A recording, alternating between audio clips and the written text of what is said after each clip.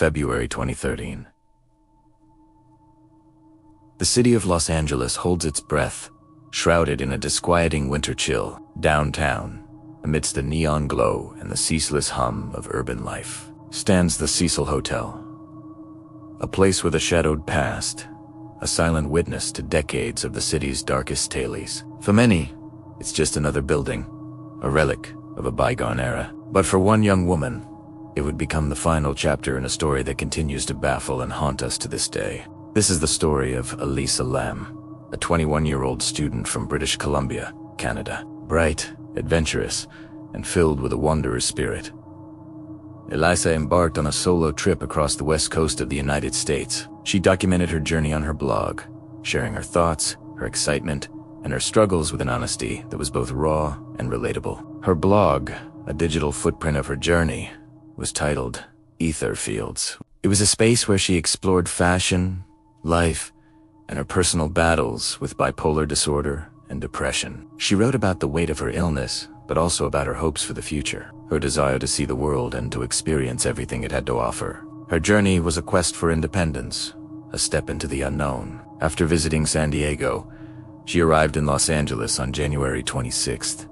Checking into the Cecil Hotel, a budget-friendly choice for a young she was supposed to check out on January 31st, destined for Santa Cruz, the next stop on her West Coast tour. She spoke with her parents every single day of her trip, but on January 31st, the calls stopped.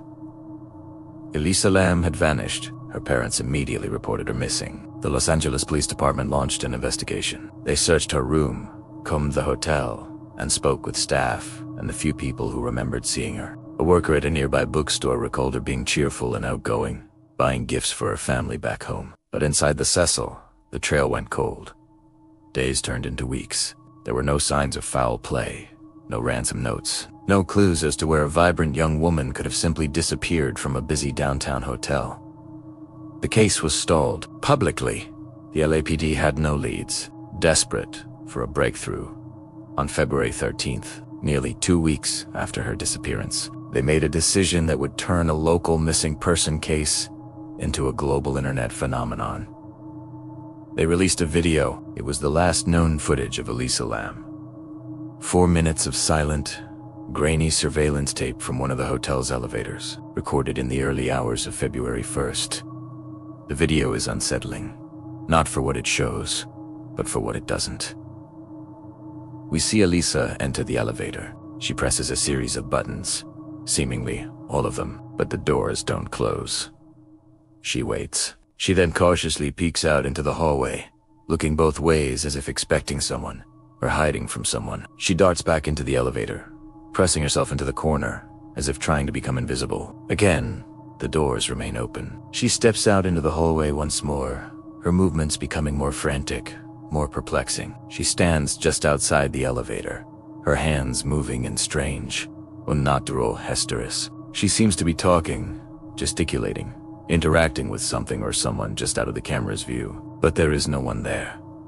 The hallway is empty. After a few moments of this bizarre one-sided conversation, she walks away, down the hall and out of frame. A few seconds later, the elevator doors finally, inexplicably, slide shut. They open again on another floor, empty.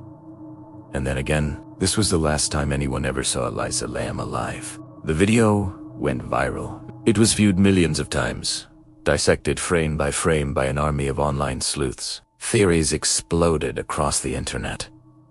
Was she being pursued? Was she playing a strange game of hide-and-seek? Was she having a psychotic episode? Perhaps a reaction to her medication, or lack thereof? The eerie setting of the Cecil Hotel only fueled the speculation. Its history is stained with stories of suicides, murders, and housing infamous serial killers like Richard Ramirez. The hotel itself seemed to be a character in this mystery, a dark labyrinth that had swallowed Elisa whole. Some theories veered into the paranormal, suggesting a ghostly encounter or a portal to another dimension. Ideas fueled by the inexplicable behavior of both Elisa and the elevator itself. While the internet was consumed by speculation, a grim new development was unfolding back at the Cecil Hotel. Guests began to complain about low water pressure. Some reported that the water tasted strange, that it had an unusual, dark color. On the morning of February 19th, 19 days after Elisa disappeared, a maintenance worker was sent to the roof to investigate the hotel's massive water tanks. There are 4 large, cylindrical tanks, each about 10 feet high, supplying water to the entire building. The worker, Santiago Lopez, noticed that the lid on one of the main tanks was open. He climbed a ladder to look inside. It was there, floating in the dark water, that he found the body of Elisa Lam.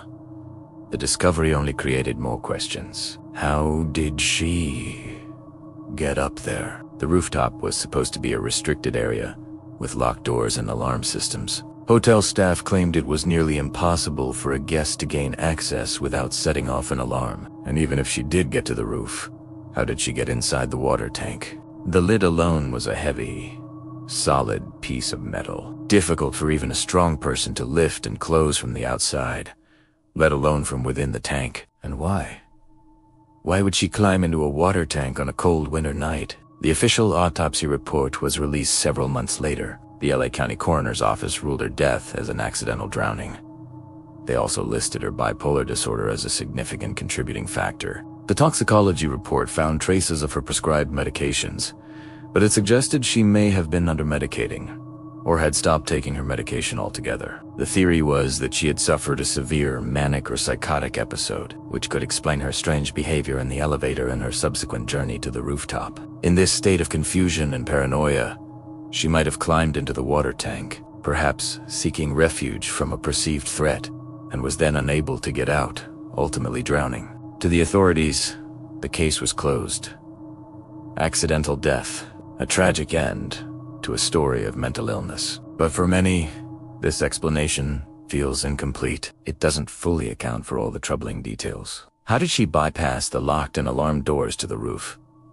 No alarms were ever triggered. How did she lift the heavy lid by herself? And perhaps most disturbingly, how did the lid get closed, or at least partially closed, after she was inside? Maintenance workers stated the lid was closed when they first found her. The coroner's report states the lid was open. This contradiction has never been resolved. The case of Elisa Lam remains a modern-day enigma, a story that sits at the uncomfortable intersection of true crime, mental health, tragedy, and internet folklore. It is a stark reminder of the fragility of the human mind and the terrifying speed at which a life can unravel. Was it a simple, tragic accident born from a troubled mind? Or are there darker elements at play? Secrets that the Cecil Hotel and the murky waters of its past refuse to give up. The official story gives us an answer, but it doesn't provide closure. The questions linger, echoing in the silent, empty hallways of the Cecil and in the grainy pixels of that final, haunting video. Questions that remain, to this day, unanswered. Thank you for watching. If you or someone you know is struggling with mental health, please know that help is available and you are not alone. We'll leave some resources in the description below. Follow our channel for more deep dives into compelling mysteries.